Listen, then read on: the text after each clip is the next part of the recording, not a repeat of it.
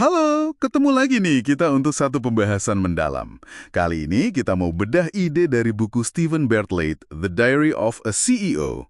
Lebih tepatnya, Hukum ke-17. Biarkan mereka mencoba, dan mereka akan membeli.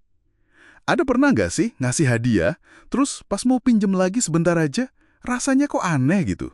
Kayak nggak enak minta balikin lagi. Nah, Bartlett cerita di awal bab ini lucu juga soal keponakannya. Waktu Natal dikasih hadiah, pas diminta balikin sebentar buat dilihat, nangis dia. Tapi ini bukan soal anak kecil ngambek biasa loh katanya. Ini justru nyentuh inti psikologi kita soal kepemilikan. Betul sekali, ini nyambung banget sama fenomena psikologi namanya efek kepemilikan, atau kalau istilahnya endowment effect. Gampangnya gini, kita itu cenderung menilai sesuatu lebih tinggi begitu kita merasa itu punya kita. Bahkan walau rasa memilikinya itu cuma sebentar atau cuma dibayangin aja. Penting nih buat dibahas lebih dalam. Oke. Jadi gimana nih konsep biarkan mencoba ini diterapin di dunia nyata? Misalnya, ya dalam bisnis gitu. Contoh paling gampang mungkin Apple Store kali ya. Mereka kan nggak pernah maksa kita beli. Justru kita disuruh pegang-pegang, mainin, coba-coba aja sepuasnya. Seolah-olah itu udah punya kita gitu kan? Nah iya, tepat. Pengalaman multisensori itu menciptakan semacam pengalaman kepemilikan. Dan Apple kayaknya percaya cara ini lebih manjur daripada jualan yang terlalu maksa gitu. Menariknya lagi, ada loh dukungan ilmiahnya. Ada studi tahun 2009 dari University of Wisconsin.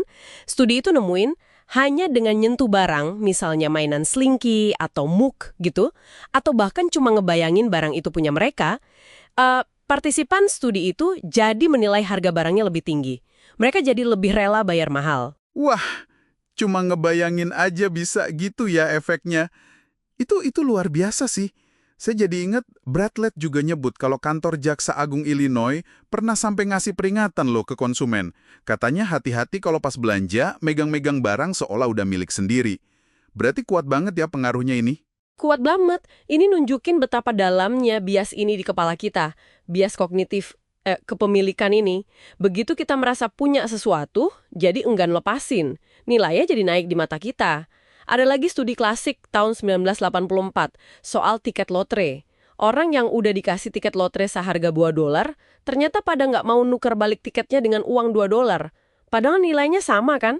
Tapi kalau ditawarin dari awal pilih tiket atau uang, ya biasa aja. Oh gitu ya. Jadi begitu udah di tangan rasanya beda ya? Iya, rasanya beda. Ada lagi nih, studi tiket basket Duke University. Ini lebih ekstrim. Mahasiswa yang untung dapat tiket pertandingan penting, pas ditanya harga tiketnya, mereka nilai rata-rata 14 kali lipat lebih mahal dibanding mahasiswa yang nggak punya tiket tapi pengen beli. 14 kali lipat. Wow. Jauh banget ya bedanya. Jauh banget. Dari mug, tiket lotre, sampai tiket basket seharga ribuan dolar, intinya sama. Rasa memiliki itu mengubah cara otak kita menilai. Sekalipun cuma sesaat atau dibayangin, melepasnya itu jadi terasa rugi. Jadi keponakan Bartlett yang nangis tadi, itu bukan cuma soal mainan ya, tapi mungkin cerminan bias yang sama kuatnya kayak pemilik tiket Duke itu. Jadi intinya, kalau kita mau seseorang, entah itu pelanggan, teman, siapapun, lebih menghargai sesuatu, produk, ide, atau jasa, cara paling gampang ya kasih aja mereka rasa kepemilikan itu dulu, sekecil apapun. Persis. Itu dia esensinya. Rasa kepemilikan ini kayaknya udah tertanam dalam diri kita. Bahkan kelihatan loh di kerabat primata kita. Ada eksperimen tahun 2004 sama simpanse. Simpanse yang dikasih selai kacang, mayoritas nggak mau nuker sama jus buah. Padahal awalnya suka dua-duanya sama rata. Begitu juga sebaliknya. Jadi ya, dengan membiarkan orang mencoba, kita sebenarnya lagi manfaatin salah satu bias kognitif kita yang paling dasar. Ini bukan trik jualan aja, tapi soal sifat manusia. Oke. Jadi, hukum ke-17 Bartlett ini bener-bener ngasih lihat sisi lain dari psikologi membeli ya.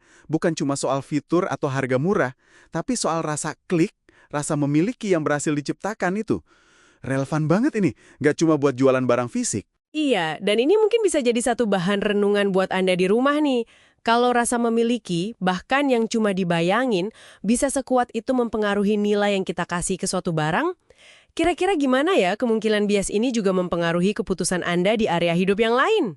Coba deh pikirin soal ide, keyakinan, atau mungkin hubungan yang Anda rasa miliki. Seberapa jauh perasaan memiliki itu membentuk penilaian Anda, mungkin tanpa sadar.